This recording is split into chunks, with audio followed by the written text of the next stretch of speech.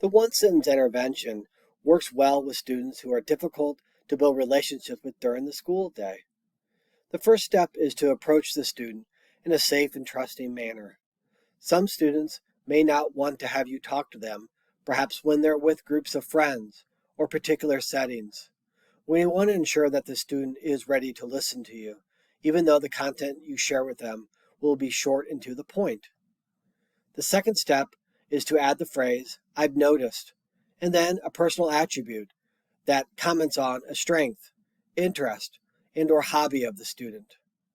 You'll note some of the examples below. "I've noticed you like to collect things." "I've noticed these kids really listen to you when you talk."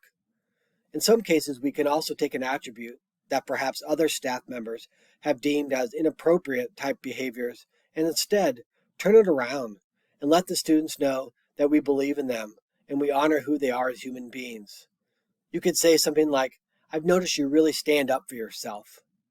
When we take the time just to comment to students in very brief sentence mode, they learn that we are there for them and that we don't expect anything from them, but simply for them to know that we care about them and that, in fact, we do notice them as human beings.